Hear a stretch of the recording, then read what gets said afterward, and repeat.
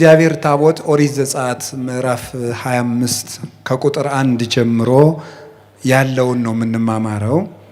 ስለ ታቦት ያስፈልጋል አያስፈልግም የሚል ትምህርት ከሆነ እናውቀዋለን ብላችሁ ትምህርቱን ገመታችሁ እንዳትጨርሱት እሺ። የእግዚአብሔር ታቦት በሚል ርዕስ ነው የምንማማረው። ይሄ የእግዚአብሔር ታቦት የሚለው ታቦት ማለት ቃል በቃል ሲተረጎም ማደሪያ ማለት ነው። ማደሪያ፣ ማረፊያ፣ መግቢያ፣ መኖሪያ ማለት ነው ትርጉሙ። ታቦት ማለት እሱ ነው። ማረፊያ፣ ማደሪያ ማለት ነው። የግዕዝ ቃል ነው ታቦት ማለት። ታቦትን የጀመረው እግዚአብሔር ነው። በላይ እግዚአብሔር በሰማይ ነው ታቦትን የጀመረ። በላይ በሰማይ ታቦት አለ። ራዕየ ዮሐንስ ምዕራፍ 11 ቁጥር 19 ላይ እንደምናነበው ሰማያት ተከፍተው በእግዚአብሔር ፊት የቃል ኪዳን ታቦት እንዳለ ቅዱስ ዮሐንስ በራእዩ ነግሮናል። እንግዲህ ራዕየ ዮሐንስ ምዕራፍ 11 ቁጥር 19 ላይ ያለው ታቦት ከሙሴ ታቦት የሚቀድም ነው። በምድር ላይ ያለው የታቦት ታሪክ በሙሴ ጊዜ ይጀምራል። ከዚያ በፊት የኖህ መርከብ ታቦት ትባላለች። እሷም ታቦት ነው የምትባለው። ስለዚህ ልዩነት ግን አለው ያ ታቦት ይሄ ታቦት የተባለበት። ከዚህ ሁሉ በፊት እግዚአብሔር ታቦት በሰማይ ሰርቶ አስቀምጧል። ለምን? የሙሴ ታቦት ከሰማዩ ታቦት የተቀዳ ነው። ቅዱስ ያሬድ ይህን ሲናገር ቀዳሚሃ ለጽዮን ሰማይ ሳረረ ወበዳግም አርአዮ ለሙሴ ዘከመ ይገብር ግብራ ለደብተራ ይላል። ከጽዮን ከታቦተ ጽዮን አስቀድሞ በሙሴ እጅ ከምትሰራው ከታቦተ ጽዮን ከደብተራ ኦሪት አስቀድሞ እግዚአብሔር ጽዮን ሰማያዊትን ሰራ አለ ቅዱስ ያሬድ። ምክንያቱም ዕብራውያን 8 ላይ ስታነቡ እግዚአብሔር ለሙሴ ምን ብሎታል? እንዳሳየውህ አድርገህ ትሰራ ዘንድ ተጠንቀቅ ብሎታል። እንዳሳየውህ አድርገህ ትሰራ ዘንድ ተጠንቀቅ ብሎታል። ያሳየው የሰማዩን ታቦት ነበረ። የሰማዩን ታቦት እግዚአብሔር አሳየው ይላል ቅዱስ ያሬድ። የቅዱስ ጳውሎስን የወሰደና ቀዳሚሃ ለጽዮን ሰማይ ሳረረ ታቦተ ጽዮን በሙሴ እጅ ተቀርጾ ከመሰጠቱ በፊትና የኦሪቱ መቅደስ ከመሰራቱ በፊት እግዚአብሔር ሰማይን ፈጠረ። በሰማይ ያለ መቅደስን ሰራ። በሰማይ መቅደስ አለ እንደምታውቁት፣ መንበር አለ። ወባቲ ለዛቲ ቤተ ክርስቲያን ስርዓተ መላእክት አርአያ ዘበሰማያት ቤተ ክርስቲያን ስትትሜሰል በጽርሐ አርያም ዘላይሉ። ለዚች ቤተ ክርስቲያን በሰማይ ያለ የመላእክት ስርዓት አላት ይላል አባ ጊዮርጊስ። ለዚች ቤተ ክርስቲያን በሰማይ ያለ የመላእክት ስርዓት አላት። ቤተ ክርስቲያን ስትትሜሰል በጽርሐ አርያም ዘላይሉ። ቤተ ክርስቲያን በላይ ባለችው በጽርሐ አርያም ወይም በሰማያዊቷ አዳራሽ በጽዮን ሰማያዊት ትመሰላለች ይላል። በሰማይ መንበር አለ፣ እዚህም መንበር አለ። በሰማይ ታቦት አለ። ራዕየ ዮሐንስ 11:19 እንደነገርኳችሁ እዚህ ታቦት አለ። በሰማይ መጋረጃ አለ፣ እዚህም መጋረጃ አለ። ትንቢተ ኢሳይያስ ምዕራፍ 6 ቁጥር 1 ጀምሮ እግዚአብሔርን በዓመተ ሞተ ኦዝያን ረኢክዎ ለእግዚአብሔርን ዘይነብር ዲበ መንበሩ ነዋህ ወብርሁ ጥቀ ወምሉ ቤተ ስብሐቲሁ ወሱራፌል ይቀውሙ አውዶ። ኦዝያን በሞተ በዓመቱ እግዚአብሔርን በረጅም ዙፋን ላይ አየሁት እንዳለ በሰማይ መንበር አለው። ይሄ መንበር አለ። መቅደሱ መጋረጃው ሲከፈት የምታዩት መቅደሱ ውስጥ ያለው መንበር ይባላል። እግዚአብሔር ከላይ መንበር እንዳለው እዚህም መንበር አለ። ቤተ ክርስቲያን የሰማይዋ አምሳል ምልክት ስለሆነ እንተ በምድር ሥራዊሃ ወበሰማይ አይጹቂሃ፣ በምድር ስር ያላት በሰማይ ቅርንጫፍ ያላት ብሎ እንደተናገረ ቤተ ክርስቲያን ከሰማይ ወደ ምድር የወረደች ናት። ወለሀገርስ ሀዳስ ኢየሩሳሌም ርኢክዋን ዘተወርድ እምሰማይ። አዲሲቱን ኢየሩሳሌም ቤተ ክርስቲያንን ማለቱ ነው። ራዕየ ዮሐንስ ምዕራፍ 21 ላይ ሲናገር ከሰማይ ስትወርድ አየኋት ይላል። ከመመራት ዘስርጉት ለምታ ለባሏ እንደተሸለመ ሙሽራ ፍጹም ጌጥን የተመላች ነበረች። አዲሲቱን ኢየሩሳሌም ከሰማይ ስትወርድ አየኋት ያለ ቤተ ክርስቲያን ከሰማይ የመጣች ናት። ክርስትና በቀደም እንደነገርኳችሁ ከምድር ወደ ሰማይ የሚደረግ ጉዞ አይደለም። ከሰማይ ወደ ምድር መጥቶ ወደ ሰማይ የሚኬድ መንገድ ነው። ስለዚህ በሰማይ ዙፋን እንዳለ አያችሁ፣ በሰማይ መንበር እንዳለ ተመለከታችሁ፣ በሰማይ ታቦት እንዳለ ተመለከታችሁ፣ በሰማይ መጋረጃ አለ። ንይነሰ ከሲተነ ንርኤኢ ስብሐተ እግዚአብሔር ይላል ቅዱስ ጳውሎስ። እኛ ግን የእግዚአብሔርን ክብር ገልጠን እናያለን ይላል። ጀርባዬን ታያለህ አታይም እንዳለ እግዚአብሔር ራሱን በራሱ ይሰውራል። የራሱ መሰወሪያ ያለው ያን ብርሃን ነው መጋረጃ ያለው የብርሃን መጋረጃ ያለው። አጽነነ ሰማያተ ወረደ ወቆባርታይተ እገሪሁ ወረሰ የጽልመተ መስዋሮ ዋውዶሂ ጽላሎቱ በኪሩቤል ላይ ተጭኖ በረረ ወሰረረ በክነፈ ነፋስ። በኪሩቤል ጀርባ ላይ ተጫነ፣ ከዚያም በረረ፣ በነፋስ ክንፍ ተጭኖ በረረ። ሰማያትን ዝቅ ዝቅ አድርጎ ወረደ፣ ከእግሩ በታችም ጭጋግ አለ፣ መሰወሪያውንም ጨለማ አደረገ ይላል ቅዱስ ዳዊት መዝሙር 17 ላይ ሲናገር። ይሄ ማለት እግዚአብሔር በኪሩቤል ጀርባ ላይ አለ፣ ራሱን ዝቅ አድርጎ ወረደ የተባለ ሰው ሆነ ነው። ለብሉይ ኪዳን ሲሰጥ በመግቦቱ ከፍጥረቱ ጋር አለ ኖረ ማለት ነው። ግን በምድር ስለኖረ ደግሞ ወቆባርታይተ እገሪሁ እግረ ባህሪውን መመርመር እንዳይቻል ከእግሩ በታች ጭጋግ አለ ማለት ራሱን በራሱ የሚሰውርበት ባህሪያዊ ግብር አለው ማለት ነው። ለኪሩቤልም አይመረመርላቸውም፣ በርቀተ መላእክትም አይመረመርም ማለት በነፋስ ክንፍ ተጭኖ በረረ ማለት ነፋስ በነፋስ በረረ ማለት ነፋስ ክንፍ ኑሮት አይደለም፣ ፈጣን ነው። በነፋስ ክንፍ የፈጠነ እንደማይደረስበት እግዚአብሔር ባህሪው አይመረመርም። መሰወሪያውን ጨለማ አደረገ፣ አይታወቅም። ስለዚህ መጋረጃ የእግዚአብሔር አይመረመርነት ምሳሌ ነው። ለሊከ ኪያከ አንጦላይከ ወለሊከ ብከ ተከደንከ ስውር ብከ እበይከ አልቦ ዘአምረከ ለሊከ ትጠይቅ ርሰከ። ራስህን በራስህ ትጋርዳለህ። ራስህ በራስህ የተሰወረ ነው። አንተን የሚያውቅ ከቶ ማንም የለም። አንተ ራስህን ታውቃለህ ይላል ዮሐንስ ወልደ ነጎድጓድ በቅዳሴው ሲናገር።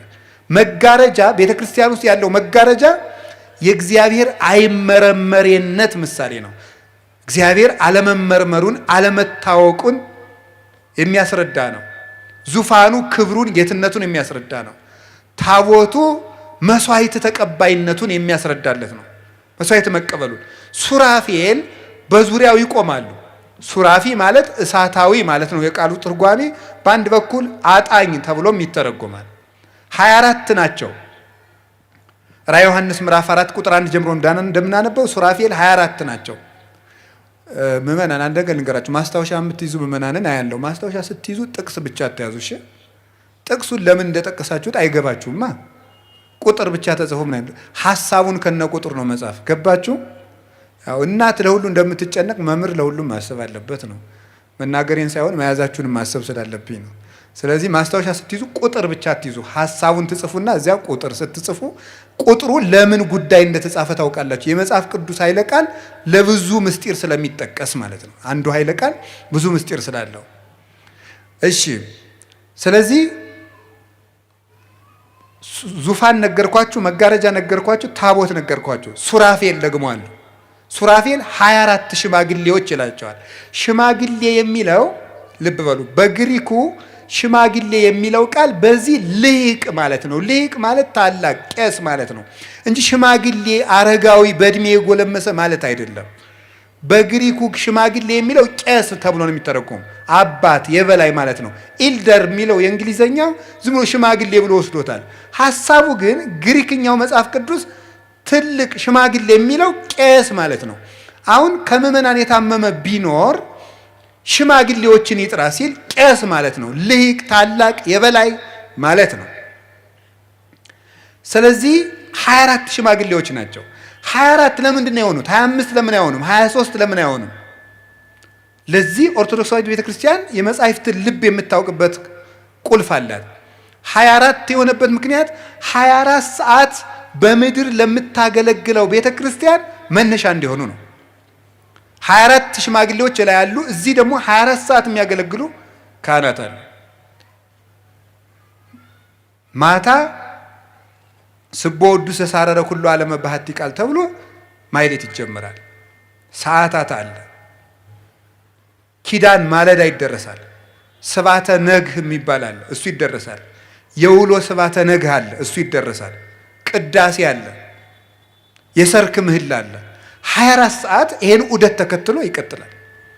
24 ሰዓት ለምታገለግለው ህየንተ ሱራፌል ብነ ካህናት ያለው ለዚህ ነው። በሱራፌል ፈንታ እዚህ ካህናት አሉናል። እዚያም ያጥናሉ፣ እዚህም ይታጠናል። እዚህም ጸሎት ያደርጋል፣ እዚያም ጸሎት አለ። እዚህም ታቦት አለ፣ እዚያም ታቦት አለ። ወተአዘዘ አሐዱ እምሱራፊ ወነሳ እሳተ በጉጠት እምስዋ ሰማይ ወአልከፈኒ ከናፍሬ እንዘይብል አይተትኩ ለከ ኃጢአተከ። ከሱራፌል አንዱ ታዘዘ፣ ከሰማይ መሰዊያም እሳት አምጥቶ ከንፈሬን አስነካኝ ለምጼንም አራቀልኝ ይላል ኢሳይያስ ምዕራፍ 6 ላይ ኢሳይያስ 6 ሲናገር ከሰማይ መሰዊያ እሳት አምጥቶ አስነካኝ ይላል። በሰማይ መሰዊያ አለ፣ ረቂቅ ዕጣን አለ። እንዲህ ነው እንዲያ ነው ብሎ ማስረዳት አይቻልም። እግዚአብሔር ባወቀ ነው። ለእግዚአብሔር ልክ አይበጅለትም። ለእግዚአብሔር አጥር የለውም። ለእግዚአብሔር መጠን የለውም። እጁ ሰፊ ነው። ስልጣኑ ካህሊ ናት።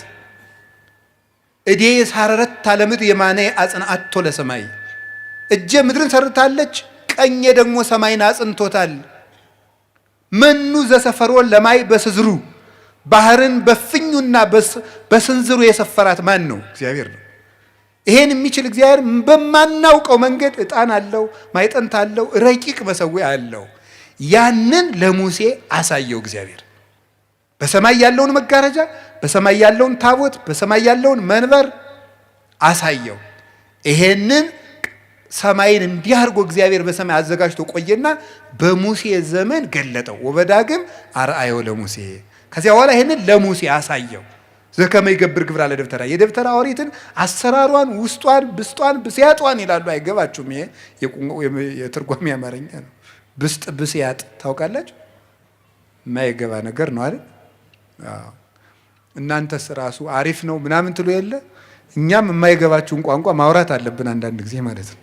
እናንተ ስንት ነው የምትቀልዱብን በየመናኸሪያው በየመኑ ማለት ነው። የማናውቀውን አማርኛ እያለጋችሁ ሰምታችኋል። ብዙ አሁን እኮ የዱርዬ ቋንቋ ራሱ በአማርኛ ስነ ጽሁፍ የአራዳ ቃላት እየተባለ ይሰጣል እኮ። እንደ ኮመን ኮርስ ሆኖ እዚያው ውስጥ ይሰጣል። ይገርማል እኮ። ከቤተ ክርስቲያን ጋር ብትግባቡ ይጋባል፣ የዱርዬ ቋንቋ ከምታጠኑ ማለት ነው። አሁን የአዲስ አበባ ሰው ሲያወጋ አንተ እያለ ያወራል። እኔ ያስቀኛል። ለምሳሌ ቤተ ክርስቲያን ለምንድን ነው የማትመጣው ሲባል እኔ ነኝ እንደዚያ ስለው፣ ያው ልጆችን ትምህርት ቤት ትወስዳለህ፣ ሚስት ትቆጣብሃለች ምናምን። ለመነኩሴው እኮ እንዲህ እያለ የሚያወራው እንዴ፣ ራስህ ሚስቴ እያልክ አታወራም እንዴ? አንተ እያላችሁ የምታወሩት ለምንድን ነው? በሁለተኛ መደብ ማለት ነው። ያው ትተኛለህ፣ ታንቀላፋለህ። ረኔ አልተኛም እላለሁ ወዲህ እንደኔ ልጅ የለኝም፣ እዚያው ራስህን ቻል ማለት ነው። ስለዚህ በሁለተኛ መደብ የምታወጉት ነገር ይሄ ሁለተኛ መደብ ምንድነው? ሰከንድ ፐርሰን ነው አይደለም? እንደሱ እያደረጋችሁ የምታወሩት ነገር አቁሙ። እኔ እየረፈደብኝ ነው ማለት ያለባችሁ እንጂ አንተ እያላችሁ አታወሩ ነው። ስለዚህ የደብተራ ኦሪትን አሰራሯን እግዚአብሔር ለሙሴ አሳየው። ሙሴም ባስልኤልና ኤልያብ የሚባሉ ጠበብትን ሰጥቶ እንዲሰራ አደረገው ማለት ነው። ሲሰራ እግዚአብሔር ሙሴን ወደ ሰማይ አሳርጎ ማለት ህሊናውን ነጥቆ ተራራ ላይ አቆሞ 40 ቀን ጾሞ እግዚአብሔር ተገልጦ የሰጠው አሰራር። እኔ በዚህ ዘመን ታቦትን ጣዖት የሚሉ ሰዎች የሚያስቁኝ እንዲያው በጣም ይገርማል። እንደ ድንቁርና ያለ ጌትነት የለም መቼም። አለማወቅ ትልቅ ጌትነት ነው። ስጋት የለም። ሰው እኮ እየተማረ ሲሄድ ፈሪ እየሆነ ነው የሚሄድ። ታውቃላችሁ? ፈሪ ማለት ነው ማለት ነው። ኧረ ይሄንስ ነገሌ ቢናገሩት ይሻላል ነው የሚለው። እኔ ባበላሸውስ ነው የሚለው። የማያውቅ ሰው ምን አለ? ደፋር የሚሆነው ህፃንና ምንድን ነው አልተማረ ሰው ነው። ያልተማረ ሰው ደፋር ነው። ቁንጫ፣ ዝንብ ያልተማረ ሰው አንድ ነው። እንደ እውነቴን ቁንጫ አሁን ዘሎ የጳጳስ ቆብ ላይም ሊቆጭ ሊል ይችላል። ምን አገባው? ቁንጫ ምን ዝንብም እንደዚህ ነው። ሬት ቆይቼ ነው አትል ምን አትል የፈለጋት ቆሻሻ ቦታ ቆይታ መጣ የሰዎቹ ማዕድ ላይ ቁጭ ትላለች። እንደ ያልተማረ ሰው እንደዚያ ነው። ደፋር ዝም ቁጭ ልበል ከእውቀት ማዕድ ላይ እንደው ደርሶ ቁጭ ይላል። ሀፍረት ራሱ የለውም። ሰው እኮ ቢችል ማወቅ፣ ካላወቀ መጠየቅ፣ ካልጠየቀ ደግሞ ማፈር ጥሩ ነው። እውነቴን ነው የምነግራቸው። አሁን ታቦት ጣዖት ነው ይላሉ ሰዎች። እግዚአብሔር ታቦትን የሰጠ ማን ነው? አሰራሩን የተናገረ ማን ነው? ታዲያ ታቦት እንዴት ጣዖት ሆነ ስትሏቸው አይ በሐዲስ ኪዳን ነው እንጂ በብሉይ ኪዳን እኮ አይደለም ይላል። ያ ማለት ምን ማለት መሰላችሁ? ሲገለበጥ እሺ የሐዲስ ኪዳኑ ታቦት አልፏል ብለን እንኳን እንደነሱ ብናወጋ ምን የሚል ሐሳብ አለው? ታቦት ጣዖት ነው ይላል ነው። አዎ መቼ? ዛሬ። በብሉይ ኪዳንሳ ነበር። እሺ ታቦት ዛሬ ጣዖት ከሆነ እግዚአብሔር በብሉይ ኪዳን ዘመን ጣዖት እያመለክን እንድንቆይ ይፈቅዳል ማለት ነው? አይፈቅድም። ምክንያቱም የሰጠ ታቦትን ማን ነው? እግዚአብሔር እስከ ተወሰነ ጊዜ ድረስ ጣዖት አምልኩ ይላል። ታቦት በብሉይ ኪዳን ዛሬ ጣዖት ከሆነ በብሉይ ኪዳንም ጣዖት መሆን አለበት። እግዚአብሔር ደግሞ ጣዖት ሊሰጥ አይችልም። በብሉይ ኪዳን ጣዖት ካልነበረ ዛሬም ጣዖት የሚሆንበት ምክንያት የለም።